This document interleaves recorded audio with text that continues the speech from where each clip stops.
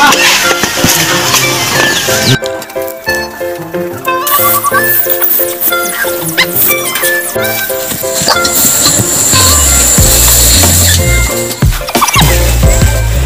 lang mga ka-farmers. Good day po mga ka-farmers. Dito naman tayo sa farm kung saan po kukuha po tayo ng good variety ng abaka. Ito ka-farmers, ito po yung kukunin natin mga klaseng abaka. Ito pala yung tinatawag dito sa amin sa Liti. Ito po yung variety na Inusa.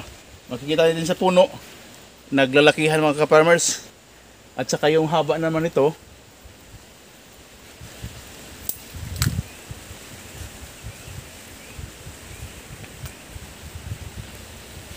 aabot ito ng mahigit 4 meters.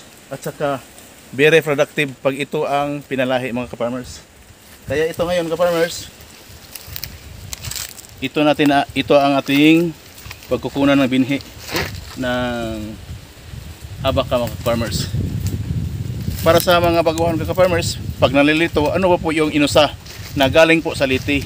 Ano ba po yung mga palatandaan na Inusa po yung ating matanim na klase ng abaka? Ano ba yung palatandaan?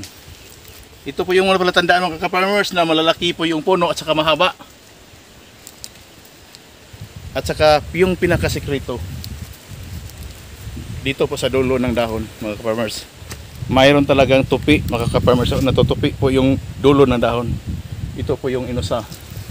Kahit sa medyo malaki-laki na mga ka-farmers, ito pa rin. Hindi talaga to sinasadya. Kusa lang talaga natutupi yung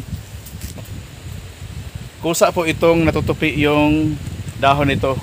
Kaya ito na rin tandaan na yung kinuha natin na variety na native abaka, yun po ang Inusa.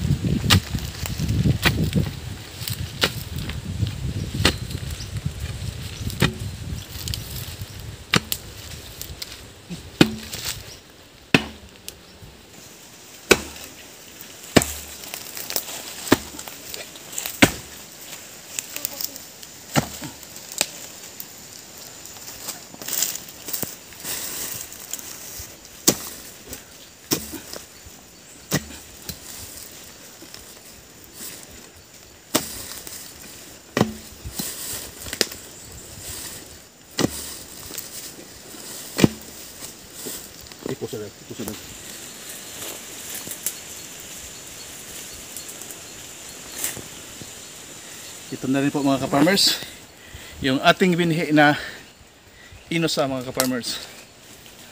Ito po yung magandang klase. At saka ipakita ko naman po ka-farmers,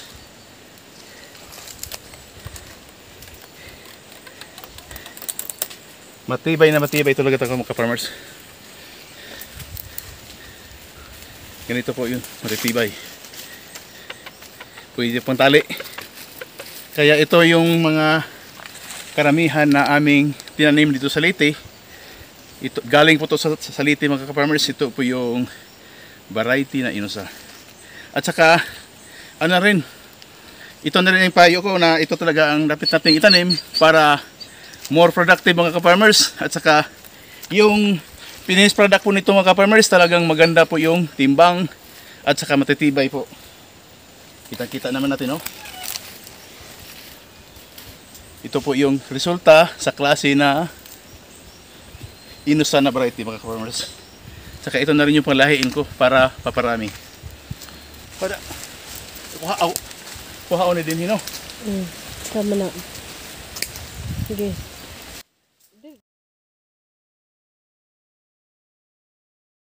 Be.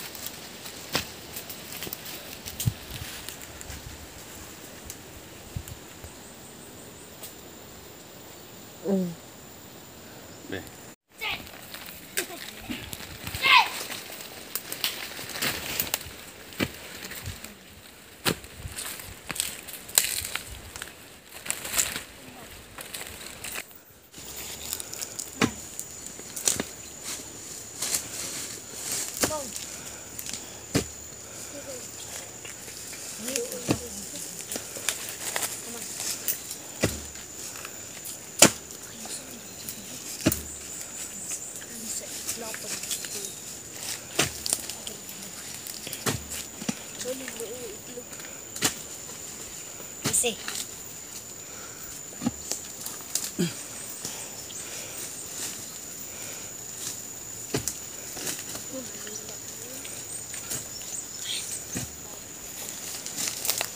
Pen. Pen. Ah.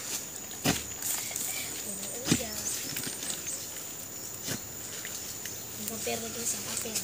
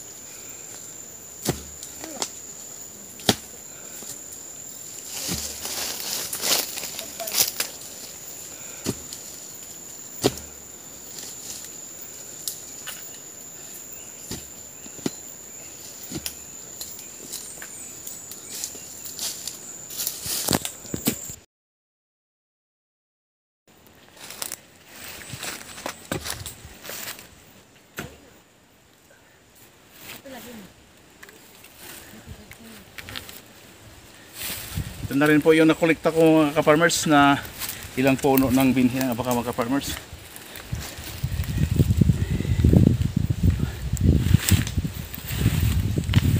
Maparami-rami na tayo mga ka-farmers.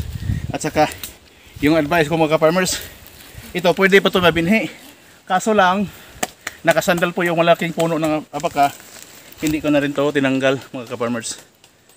Ganyan po pagkuha ng ating native na abaka. Dapat magandang klase, yung inusan na variety. At saka itong malaking tulong na rin ito mga ka-farmers sa abaka rehabilitation planting po dahil dito sa Leyte. Katuwang po yung FIDA, Fiber Development Authority of the Philippines mga ka-farmers. At saka salamat na rin po sa FIDA, Fiber Development Authority, Ilongos Office, kay Melanie Larona. Dahil sa tulong po nila, kami mga abaka farmers dito sa Leyte ay matutulungan lalo na pag-aalaga, paglilinis at saka pag-spray. At saka lalo na rin tulong na pinansyal. Salamat po sa FIDA Philippines, Ilongos Office at saka salamat na rin abaka farmers.